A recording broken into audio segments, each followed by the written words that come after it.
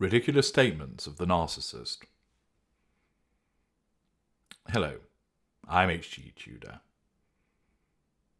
I provide you with a wealth of information about narcissism. I am able to explain all of this because I am one myself, a diagnosed narcissistic psychopath that provides you with all of this information because I am creating a legacy and I find the misinformation that is portrayed about my kind irritating. Many people ask me, H.G., you're not concerned that by furnishing this information to people that you will be devoid of victims? Not at all. There are nearly 8 billion people on the planet, and as my reach increases, I still have a very long way to go before running out of victims and everybody becomes a weaponized empath. Even then, even if all of the empaths of the world understood precisely what was going on, that does not mean that they would be able to escape my manipulative clutches because of the presence of emotional thinking.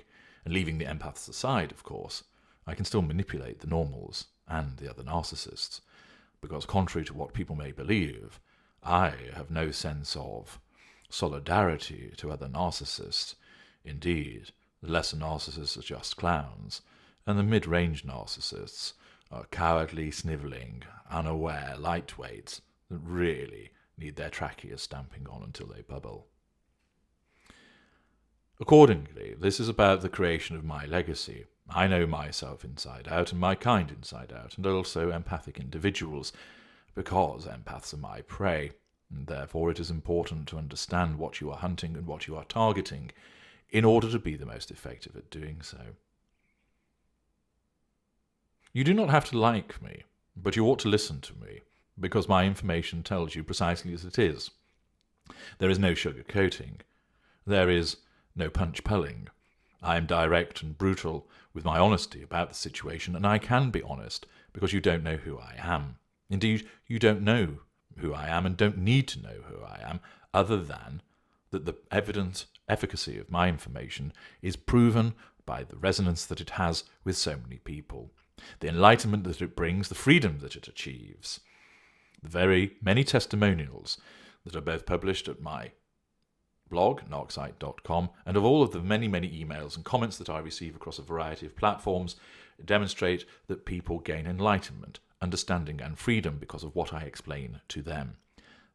The proof is very much in the pudding. Avail yourself of this information. Utilize it to your advantage.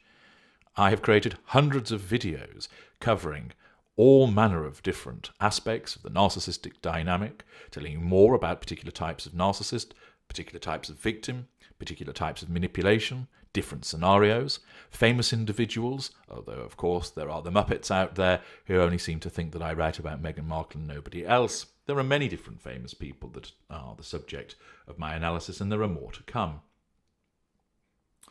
If you have a query, please do ask it in the comments. I try to answer as many as I can, but there are limits, of course, upon my time, and content creation must come above answering each and every query that's put my way. If you want a guaranteed answer from me, utilize the consultation options, which are always contained in the video description. Many people have found that personal consultation has saved them a massive amount of expenditure, wasted time, and lost emotion by getting answers direct to their situation. I will provide you with bespoke solutions. There's no risk in doing so. You will only come out with an advantage. So utilize those. And if you want to ascertain if somebody is a narcissist or not, then utilize the narc detector. If you want to know what you are, use the empath detector and the trait detector and the weaponized empath detector. I've created these tools and services to enable you to understand more.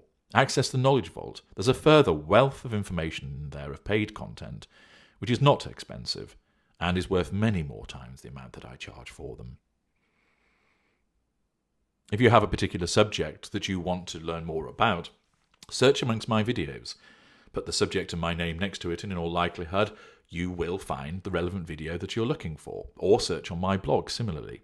And you can always ask, and if I have time, I will direct you to the relevant place. But many people ask, HG, have you got a video about this? And I have.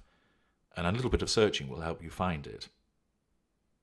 Also, thank you to those individuals that know my work and point other commenters and viewers and readers in the right direction. It's appreciated that you do so. I wanted to explain all of that before moving on to the ridiculous statements by the narcissist, as it's been a little bit of a nagging itch for me as of late, whereby I see people asking, HG, do you have this video? HG, have you got this subject that you've spoken about? And the answer is yes, just have a look and you will find it. And also, again, to identify the range of services and products that are there to assist you. Now, with all of that said, and thank you for listening patiently, let's get down to ridiculous statements by the narcissist. What is the most ridiculous thing that a narcissist has ever said to you? First of all, before you consider that particular matter and provide me with the answer in the comment section, and I look forward to reading them, why do narcissists come out with what seem to be patently ridiculous comments? First of all, if you're dealing with a lesser narcissist, there is a complete lack of awareness. They do not see what they are, and they do not see that what they are saying sounds stupid. They will boast. They will brag. They do not have the awareness because their cognitive function does not assist them in that way. And, in effect, it is as if they have no filter. The mid-ranger will come out with ridiculous comments, and although they invariably have a greater cognitive function, although sometimes upper lessers can be more intelligent than mid-rangers, and because mid-range narcissists have a greater awareness through the facade management of how to fit in, what blinds them is not so much a lack of awareness as to how it sounds, but they are driven by the underlying sense of entitlement to say what they want. And their grandiosity compels, whether it is an aggressive form of grandiosity or a more passive-aggressive form, that they are always right. Such grandiosity is also utilized to the lesser narcissist, but with the mid-range narcissist, this enduring sensation of being entitled to say these things because there is always a reason, always an explanation, always a justification or an excuse. Invariably, that justification or excuse is because of you. It's your fault. And therefore, the extreme, crazy, the ridiculous, the nonsensical, the almost ludicrous comment of the narcissist is, to the narcissist, seen as totally appropriate and proper. A greater narcissist will make outlandish comments. However, those are invariably backed up by the ability and success, for instance, of that relevant narcissist. And therefore, where the greater narcissist may say something outrageous, it's born out of sheer arrogance, the sheer knowledge of being brilliant and superior. And the greater narcissist will similarly recognize that what is said is being outrageous, but he or she is doing it purely to provoke, and because it entertains that narcissist. A greater narcissist is able to make such a comment and to see what the reactions are to it.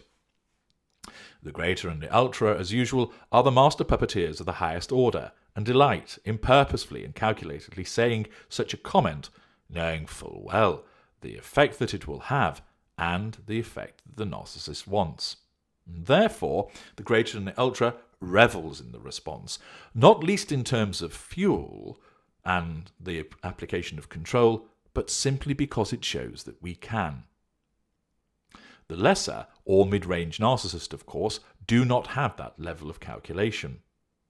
Therefore, their comments are an instinctive response to a situation, either to assert control or to gain fuel from the outset, or as a response to a challenge or wounding.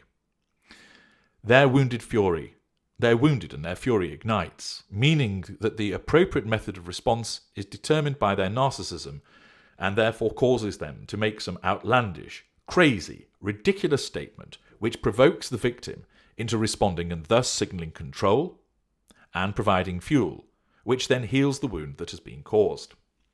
Accordingly, the fury will then eventually abate. Alternatively, it is because challenge fuel has been issued.